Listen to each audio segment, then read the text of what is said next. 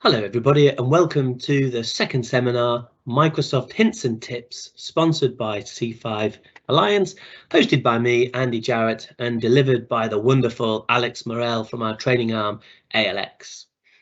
C5 is a Microsoft Gold partner across 9 competencies, including collaboration and cloud, application development, data and analytics, with silver competencies in a further 5 areas, putting us in the top 1% of all UK partners. Over the past year, many businesses have adopted Microsoft 365, and one thing that we've seen time and time again is they've not taken a structured and tailored implementation approach, often out of necessity in the wake of COVID-19. The result is business users have several ways of communicating and collaborating without regard for best practice or a way of working tailored to their particular environment. Even those that have deployed best practice, the ever-increasing Microsoft 365 feature set means that may not be using it to its fullest extent. Today, we hope to make your life a little easier by covering Teams in more depth, discussing some of the latest features so you can get the most out of this collaboration application. And on the subject of making your life easier, C5 are the only direct licensing relationship with Microsoft in the Channel Islands. We provide licensing for Microsoft 365, Dynamics and Azure, and our clients gain from a range of benefits from buying their licensing directly from us. If you purchase directly from Microsoft, you'll be paying on a credit card, whereas we'll invoice you monthly in arrears on the licensing or consumption that you've used. And typically, we're far more cost effective. If you're using a UK provider, we've seen recent examples of clients in Guernsey having VAT folded into their pricing. A particular client ended up saving 25% moving to us through a combination of removal of the VAT and optimization of their estate. Speaking of optimization, when we onboard clients, we review their licensing and consumption and can often find ways to help them optimize their estate and save money. We'll help you get the most out of your applications by discussing features that you're not using and their potential benefit to your organization, explaining how things like Secure Score can help you monitor and improve your cyber posture, or Compliance Manager can help with controls and audits. We find many clients aren't aware of these features, and some have needlessly purchased other software to fill gaps that their Microsoft licensing now covers. First line support is delivered by C5, who understand your business and not a Microsoft call center where you're just one of thousands of customers. On the subject of support, C5 pays for advanced partner support, meaning that if you do have a problem that requires us to escalate to Microsoft, you gain advantage from our priority queue. Migration to using C5 as your licensing partner is quick and easy, and as a special promotion to anybody that migrates their licensing as a result of attending this seminar, they're eligible for some free additional training from ALX. So if you're thinking about a move to Microsoft 365 or Azure, or you're already there and want to see if we can save you some money and increase the service, we'd be delighted to explore how we can help. Send an email to enquiries@c5alliance.com or myself, andy.jarrett@c5alliance.com. Do mention you heard about the free training on this seminar, and either I or one of our licensing experts will call you back to discuss how we might be able to help. And now, without further ado, I'm going to hand over to Alex. Do note you're able to post questions as we go, so just take a look at the top. There's 2 speech bubbles, and that will give you access to the Q&A, and I'll review them and we'll do our best to answer them at the end. So, Alex, over to you. Great, thank you. Thanks, everybody. Thank you for joining us again. And I've got lots of tips here, 25 in fact, to show you how to get the most out of Teams. As Andy said, please don't hesitate to put any questions you've got in the question pane, and at the end of it I'll go through them and see where I can help. But I hope you'll find this practical, and if you've got 2 screens, now is a time to move one over so that you can see me on one screen, and on the other you can play along and practice these for yourselves. There's nothing better when you're learning to actually have hands-on practice. So what we're going to cover, hopefully you can all see my screen there. So we're going to have a look at just useful practical tips that maybe you wouldn't have come across or stumbled across unless you're shown. So we're going to look at tips for online meetings, and then collaborating within your channels. We'll look at some features of chat that you might not have come across, and then we'll finish off with some calls. So short and sweet, and hopefully I've packed a lot into this and there'll be lots of new things for everybody. So starting off with the tips.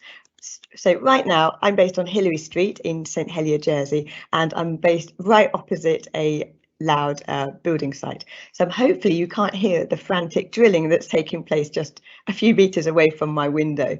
And that's because I've turned on noise suppression. It's fantastic. It uses artificial intelligence to recognize this is a human voice and this is a packet of crisps that you might be eating. So it will work out the difference, and then it will suppress the sounds that it doesn't deem to be human. So I can show you where to find that. I'm just going to switch screens into my Teams. And so you go to the top right where you've got either your initials or your face. Click on that, and you'll find all of the team settings. So if there are things that you want to tweak, or something that's not quite right and it looks different to your partners or your colleagues, then go into settings and you'll find a whole settings pane here. I'd like you to go to devices, but on a separate time, do come in here and have a look at all the different options there are. But we're going to go devices. And a little bit lower, kind of the bottom, scroll down a tiny bit, look at myself at the same time, it says noise suppression. So choose high if you want to mute disturbances around you, and it's going to pick up your voice.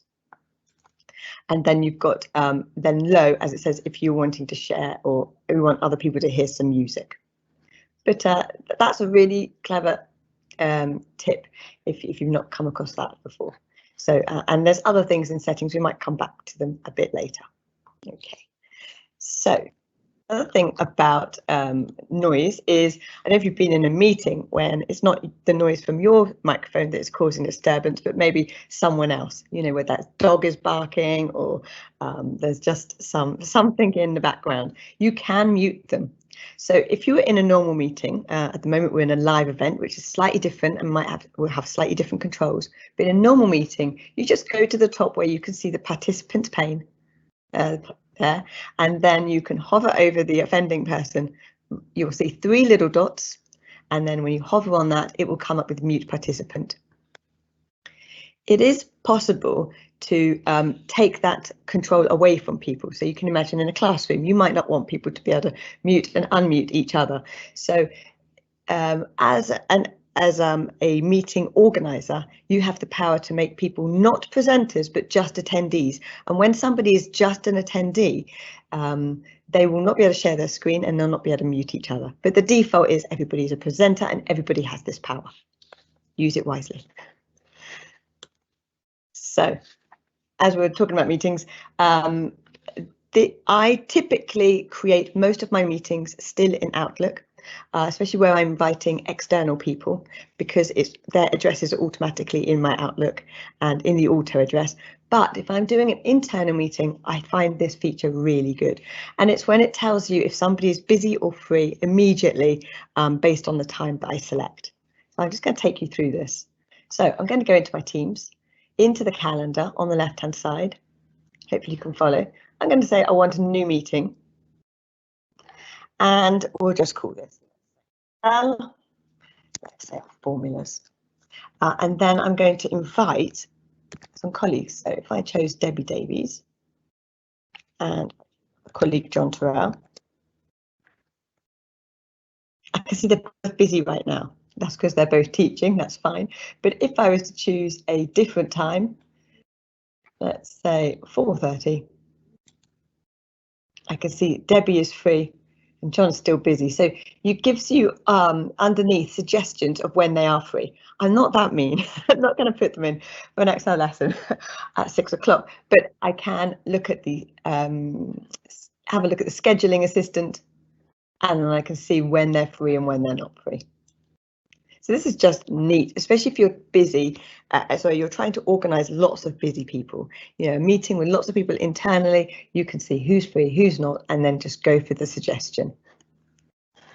I'm going to close that down and not save it.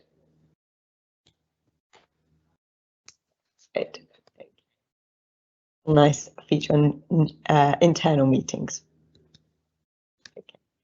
now we can move on and have a look at channel tips. So channel, as you'll note, channels are where your files are stored and where your channel posts and channel announcements are also held. So this is probably, if you're using Teams to its fullest, to its maximum potential, you really want to be using all your files in here as well. And it's not just a place for meetings. That's where you'll get the real benefit. So with channels, if you are using it, you'll probably have lots of teams and lots of channels, but maybe you actually just spend a lot of your life in one or two channels and you don't need to see all of them. So that's when I would pin the channels I'm interested in, which is what I've done here. So let me just flick back into the Teams part of Teams. You'll notice how Microsoft is not great at naming products. It's great at building products, but not great at naming products. So we're going to go to the Teams part of Teams, where all my teams sit. And if I go into one of these channels that I use a lot, let's say I'm in a finance team, I'm going to go 3 little dots and pin that. It's now up here. I could then even just hide all my teams. I've already got some hidden teams, and I can just see the ones I want to see, just the particular channels of interest. You can also, if you didn't realize this, you can drag your teams around. So I like to order mine in terms of the ones I use most at the top and slightly group them together according to theme. So, so you can pin them and you can reorganize them. And that's all there. And once again, we'll make sure that you have access to a presentation after the session. So this is definitely something that you might not be aware of, and it's about creating tags. It could be that you're in a team with lots and lots of people, but actually there's a kind of a subgroup of you, maybe team leaders or people that just do a particular function within a department. You can create a tag so that when you want to notify or tag them, you can use that tag that is not the name of the team and it's not the name of the channel. So to give you an example, we'll create a tag that is for team leaders. So let me go into my team called, this is Springfield Demo. Choose one of your teams, 3 little dots. Now you might find you haven't got permission. So it is something that the organization can restrict, the creation and the management of tags. But if you've not changed the default and you are the owner of the team, you should be able to see manage tags. I'm going to click on here. I'm going to create a tag and I'm going to call it team leaders. And then I'm going to add, who do I want in it? Well, Jamie Oliver, obviously, Gordon Ramsay, and I might even have Mick, not Mike, Mick Jagger. Okay, so they're going to be my team leaders. I'm going to create that. So there you go. In my teams, I've got this area that tells me all about my team, and it tells me there's a tag and how many people are there. So if I was in financials and I want to tag people, I'm just going to do a new post. We're going to come on to this in a second. I'm just going to put so I'm going to go hi at team leaders. See here, I could tag the entire team, but I don't want to. I just want to tag those team leaders. Hi team leaders, please make sure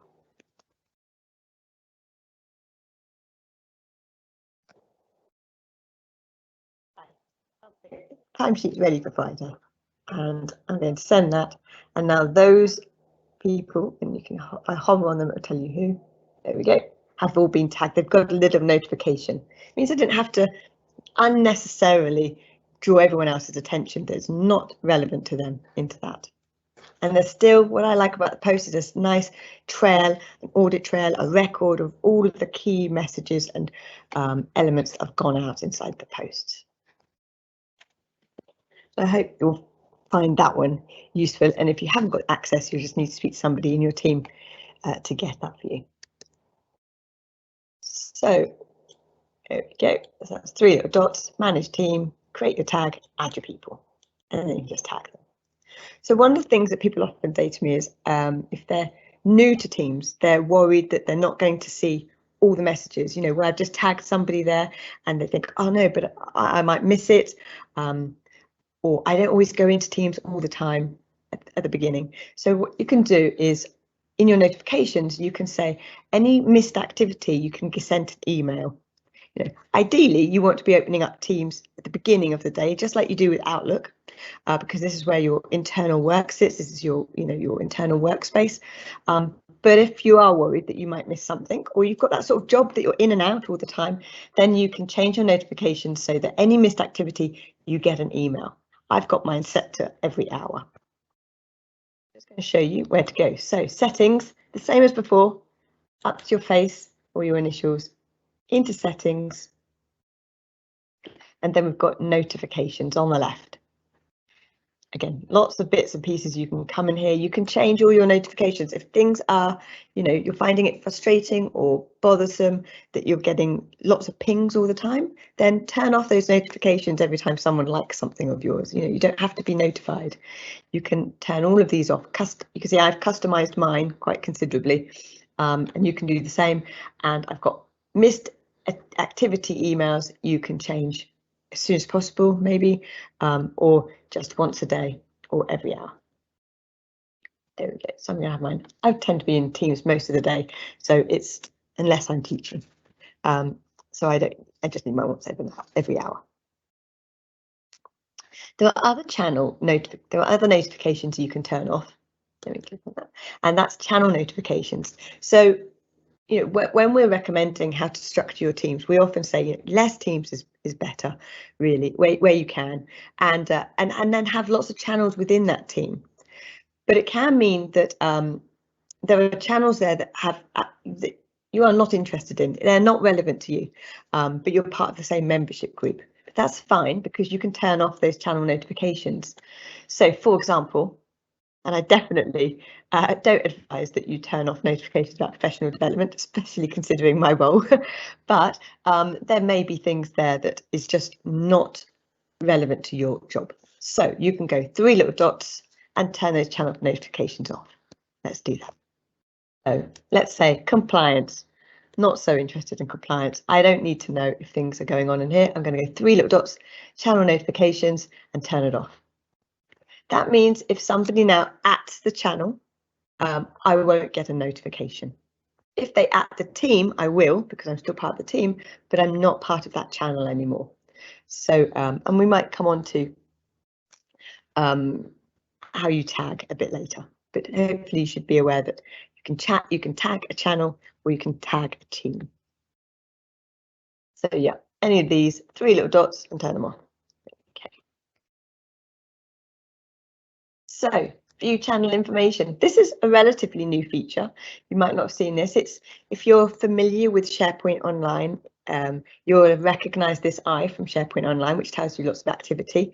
And really, lots of the features that you get in SharePoint Online are coming into Teams. And remembering when you're in a channel, what you're really doing is just looking at a window into SharePoint Online. It's just some of the features are not always visible. This is one that they've made visible now. So wherever I am, I'm in financials right now. I can go to the eye, click that eye. You can keep it on and it will tell me who are the members always. And it will tell me any significant updates, such as someone's changed the name or mainly if someone's changed the name or if someone's been added to the channel or the team. So this means that you've got visibility at all times of who can see your files and folders. So before you put a document somewhere, and it's particularly if it's a sensitive document, you can just put the eye on and just see who can see it if I put it in this space, which is so much better than using drives when no one really knew who could see stuff. So here you can. So keep the eye on and then you can see who is in and who is not. I can also see their status. So I can see that Stephen's available. Everybody else is busy and I'm currently presenting. Great. Channel info. Oops. Yeah, I'm going to skip that one because there's a new way of putting emails into Teams. So there was the old way, which was where you had to, it's a bit fiddly, you had to go and find the email address of that channel and then email the channel. But now, hopefully, you will all have this icon in your Outlook called Share to Teams. So if an email comes into your inbox, you can then click on that email. I'm just going to open up one here for you and bring it across. Yeah. Oh, this is a nice one. Right. Okay. Top of my inbox right now is, hopefully it's coming up, is I've got a walk at Fern Valley. So National Trust. Now this is something we're doing it as a team activity, something like that. And what I can do is I'm just going to go share to Teams. Here it comes. This is new. Just check you've got this. If you haven't, you might need to do an update. And in here, I'll be able to see all the teams I've got permission to see. So I can just type in. It's just a little bit slow, probably because I'm in a live meeting. But I would type in the name of my team. There we go. So I'm going to put it in the general section of the social committee and say, hi, everyone. Please join us for this walk. And I could include any attachments, or I'm just going to share it. So as soon as I've done that, it whizzes off. I'm going to click on Teams, and here it is. There we go. So that was the email I just had. Remembering that if it's in your inbox, no one else can see it. So if you've got something that's important, it's in your inbox, but you know your team needs it, you don't need to do an email send to all. You can just forward it to the channel, and then everyone can see it. You can still tag people, and then they can reply yes, no, and here's the attachment. So it's a neat way. We've been waiting, feels like a long time for that, because they were announcing it for about, I don't know, 18 months, maybe longer, before it came available, but now it's there. So you should all be seeing at the top of your inbox an email icon that says share to Teams. Okay. So that's this one here. You could share it to a group of people, but typically I tend to share it to team channels. Right, so this one, I hope you're already doing this. I'm sure you are, but this is like kind of like my mantra, that whenever I'm doing training, is I want people to always remember how to do a post with a title. So this is critical, that every post has a title. Imagine your emails without a subject line. It would be so difficult to understand what the content is about. So I've got a title here, and then I've got my tags. I've even got an attachment in this one. Quickly show you, and I'll do it in the social team. So new conversation. The key thing that I want you to all see on my screen now is I'm highlighting, clicking on this A with a pencil. If you click on that, suddenly you have options. You've got formatting options. You've got a place to put a title. So I'm going to put, oh, let's do this walk.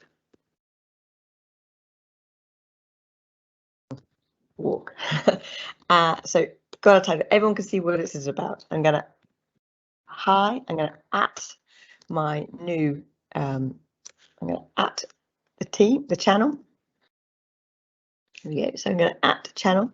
That will notify everybody in the channel unless they've opted out. But actually, you can't opt out of the general channel. Okay. To Friday. Okay, something like this. So the main thing I wanted to show you is to always have a title, always have a tag. The other tags I'm sure you're aware of, you could do at team. That will pick up the entire team and notify everybody. Or you can just at a single individual. At Taylor Swift. We're on first name terms, so I'm just going to backspace and just put Taylor. Yeah. And I can post it. So all of your messages should have, oops, those email ones, subject lines. Yeah, they should all have subject lines, so it comes up nice and very easy to see what is what. You can post to multiple channels. There is some situations where you're like, oh, this is relevant to this line of work, and it's also relevant to this group of people. So I'm just going to edit that one. You go into three little dots. You can only edit your own, but it is something that can be turned off. I'm going to click on edit. There we go. And now I've got the option for posting multiple channels. Let's put this in that channel, but I'm also going to pop it in. Just open up my training. I'm going to put it in human resources as well. Maybe they need to know about it. Update. So now it's going to go to 2 groups. And what it does, it just posts it. It's not synchronized. So it's like sending a copy. So there's a copy there and there's a copy in the other channel. If people are applying to the HR one, the other channel won't see that. So think of them as you're posting 2 copies of a post into a channel. Now, if that's okay for you. So I'm just going to go back in to do another, but I'm not going to do a post this time. I'm going to do an announcement, but same principle, new conversation, click on the A, and I'm going to choose this drop down. So it's no longer an announcement. It's no longer a post, it's an announcement. Big title, no one can miss this.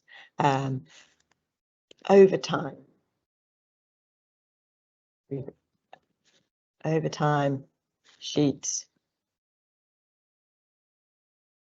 Something like this. This sounds like I'm shouting, but okay. You don't want to use this for shouting. It's more for an announcement. Maybe I might just do something. News starter, something nice. Wow. Okay, so put a subheading, and then you can do your tag as usual. Hi, I'm going to tell the whole team. Hi, team. Please, welcome John. Now, this big bit is defaults to blue, but you could change the color. You could have a different color. You can have different colors for different kind of announcements, HR announcements, IT announcements. They can have different colors, or you could even have a fancy picture in the background. Just upload a picture and you'll get a nice image in the back. So I'm just going to put that there. Who's going to miss that? So in the session, there's my announcement. Look, there's a nice one with an image behind. We did that for our team meal. And if you were here last time, what we did is we looked at how you can find your recent files by just doing /files in the search. And just in case there's people here who didn't do that last week when we were doing everything on search, just a quick reminder because it is a useful tip. Oops, in here, /files, enter, and it's going to come up with everything I've just been working on.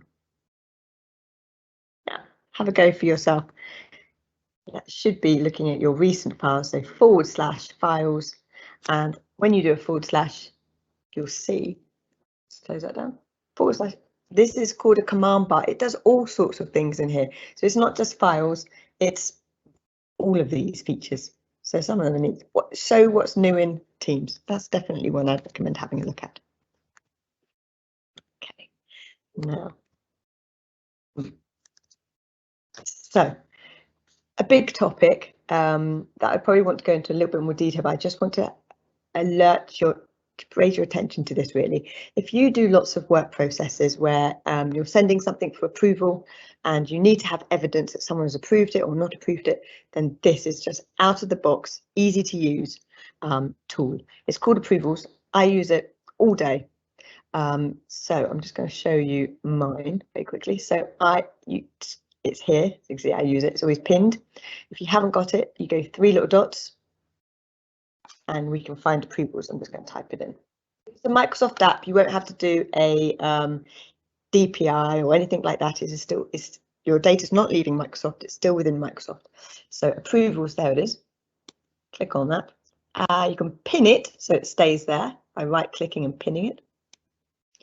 And then out of the box, see a list of all of the approvals I've made. It's going to come up in a second. There we go. Loads of approvals I've approved. But to create a new approval, I go new approval request. I might put in invoice 344. I'm going to say I would like Oprah approve this. I might require a response now. So just going to say she's going to approve it. Please check this. This would be like where you would put it in an email normally, and then I'm going to either attach it or, probably if your data's in Teams, I would just do a link, but I'll just skip that for now. So I would attach the link and then I'm just going to send it. Off it goes to Oprah. It hits her inbox. You can open up the link and then she can choose approve or reject if it's not working, if she doesn't like it. She can also edit it. Here we go. So these are my 5 that I've approved, that I've sent. This is still being requested. I sent it to Oprah. I can see a list of, you know, which ones have been done, which ones have not been done, which ones am I waiting on. That was cancelled, that was rejected, and that one is it's just been requested. So I like it. It's out the box. You can obviously customize this using Power Automate, and if you need us to help with that, that's no problem at all. And you can, you know, make it follow the workflows that you already have in your organization. But otherwise, out of the box, this is easy to use, really. There's loads of apps in there as well. I don't know if you noticed when I was typing an approval how many apps were coming up. So loads of tools there. And again, as Andy said, if you're using some products, maybe paying extra licenses for it, it's very possible that actually the Microsoft 365 suite that is huge and is always growing can solve some of those problems for you. So just let us know. Quick fun now about chat. So I'm sure you experienced this where you've got lots of chat messages, and then you might have lots of meetings with chat in them as well, and they kind of get all mixed up. So all your meetings are there and all your chats are there, and you want to just find that message, but you can't dig it out. So I would recommend pinning the people you chat to with the most. So let me go into my chat. It always makes me very nervous when I open this up. Let's have a look. Ah, that's okay. It was just Courtney telling me she'd muted me. You're welcome, Courtney. So can we see here? I've got these are all my meetings, but along the top, these are my key people that I talk to all day long. Lucky them. So you can find it and you can just click the message that you want to pin, right? 3 little dots and then pin it, and it will live up here.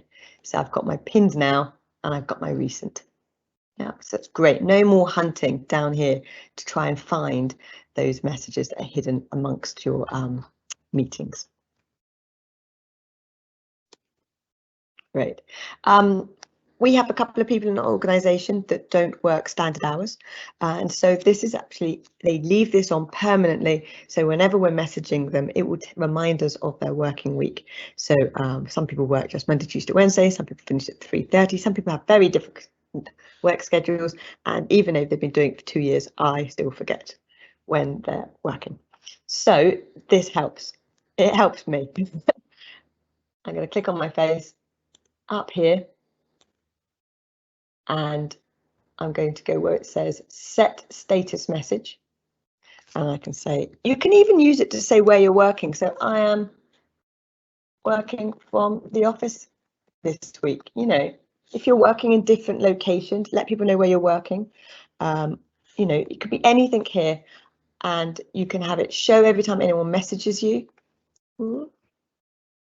And you can clear it after the day or clear it after 4 hours. Or you can just leave it on. So if it's your working hours, just leave it on.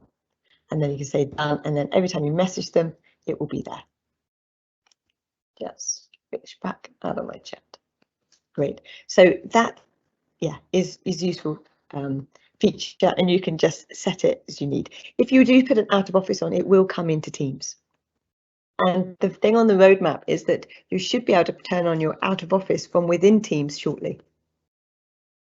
There you go, set status. Do you have busy chats? I've only had a few that have been extremely busy, where there might be in a day-long event that I've been in, and it's just pop-ups after pop-ups of people voting, people chatting, people discussing, and it can be a bit frustrating if they're popping up over where you're wanting to type. So you can mute those. So just go into that busy chat, 3 little dots again, just where we saw pin, and you can say mute. You can even turn off the notifications. It's all in the chat and those 3 little dots.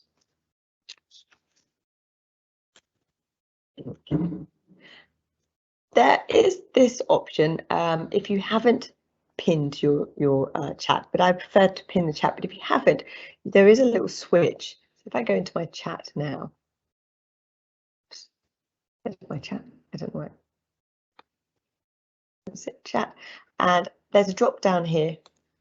I can just say change it to contacts. And that just brings up everybody that I've pinned, and you can have different groups of contacts. So these are all the trainees. These are my favorites.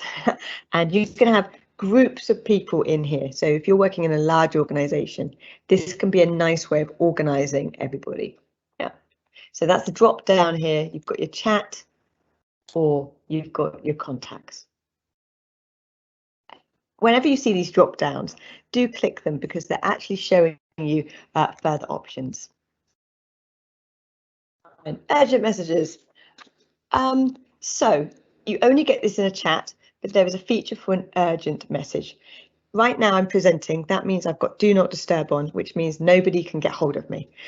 If somebody does need to get hold of me, you know, it's one, hopefully only a very, very rare occasion, someone needs to get hold of me, they could send me a chat right now, put the urgent on, which comes from the exclamation mark at the bottom of the chat, and they can say urgent. It will ping me every 2 minutes for 20 minutes. I know that there is something serious that I have to attend to.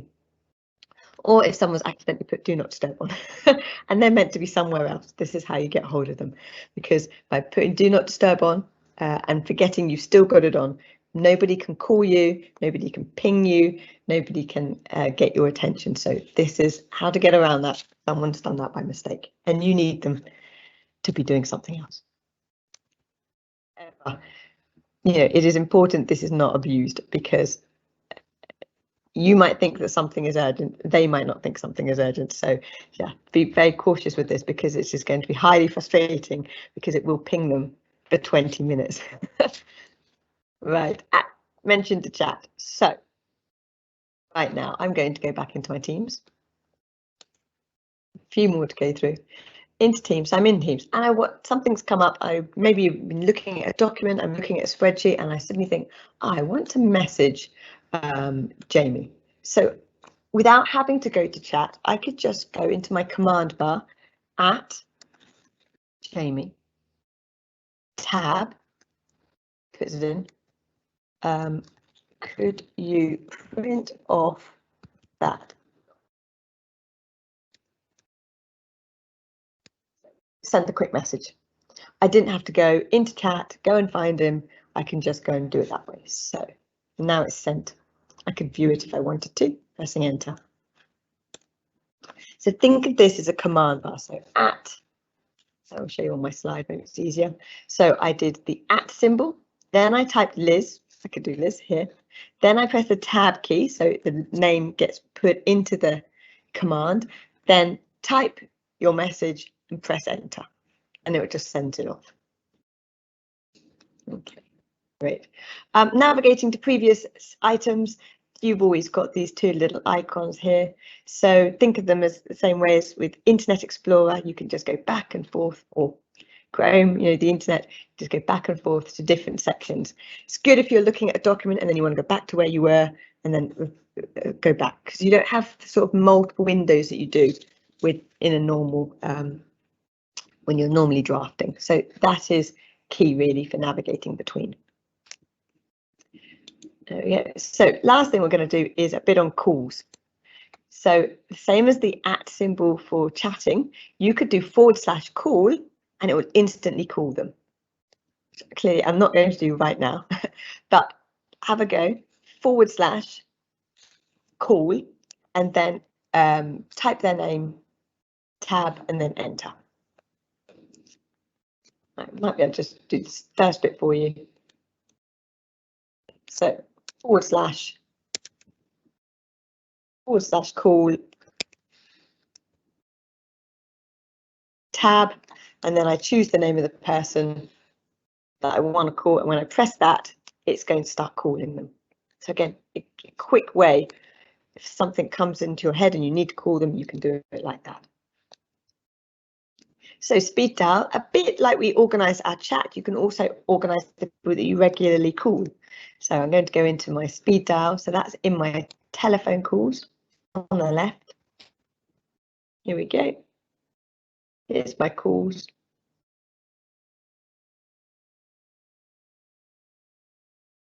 And oh, I've had an update. So Microsoft updates every 2 weeks. It is something that regularly happens, and I'm just seeing this for the first time. Oh. Here we go. So this looks different to yesterday. So I'm going to go phone, and then on the right hand side, it now has speed dial. Oh, it looks like we've got to reconfigure this. That's interesting. So there's my history. So I've really changed this whole, I knew it was coming, but so what I'm going to do here, what I'm going to have to do is I can see my history. If I want my speed dial, I'm going to have to add new people here. So I might add Debbie to my speed dial. And these are the previous groups that I had. Remember those groups, the same ones we had in the chat? That's brought forward. So my chat groups are brought forward. Here they are. And I haven't got any other one. These are just other contacts if I've got them. But I could add other groups if I wanted to. And I could add people to the different groups. Yeah. I'm not sure if I prefer this, but often it's just a case of it's just different. But I might just add my team here in the speed dial so I can quickly see them. This is quite useful because it now shows me my missed incoming and my voicemail. There's no new features, it's just a different layout. Okay, so that's a good example of how it was like this 2 days ago, or even yesterday, I think, and then it changes. Okay. So setting up your voicemail, if I just noticed there, the last thing we're doing, then I'll hand you back for questions, is if you want to have a voicemail, we're going to go into our settings, into settings, onto devices, and onto calls, there it is, and then we've got configure voicemail. So you can have a voicemail set up on your Teams in the same professional way that you have on your phone.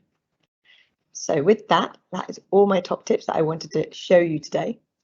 Let's switch back, and hopefully there might be some questions I can answer. Thank you, Alex. That was great. I hope everybody picked something useful up from that. The classic example of a feature there that I have and I didn't know I had was this new share to Teams feature. I've been doing it the old-fashioned way, the way that you told me. So thank you for that. I shall be playing with that later. I also didn't know about the setting a meeting up for internal meetings within Teams. Although I'm a bit of a bit naughty and I like to steal people's focus time, so that kind of wouldn't work because you can't see that. So maybe we can put that as a feature into feature request. So let's take a quick look at the questions. We had one in earlier. How do I see who has access to the work I'm doing in a team? So that might have come earlier. So with that little eye, which is a relatively new feature, if you click on that eye for information, they'll be able to see in any channel, any team, who else has got visibility. So that's one of the reasons for bringing that eye into it. So you've got that visibility at all times. Cool. I remember you just showing that. And how do I stop having so many teams? I'm finding it difficult to know where everything is. That's another question.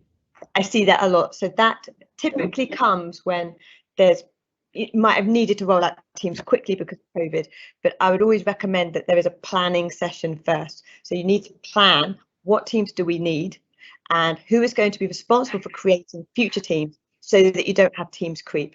Because with teams creep, people don't know where documents are, don't know what to put in what places, and it can just feel very overwhelming. So definitely go through a planning stage. If you've already got loads of teams, go through a remedial planning stage where you define what teams do we really need in our organisation, who are the members, and who is going to be responsible for creating future teams.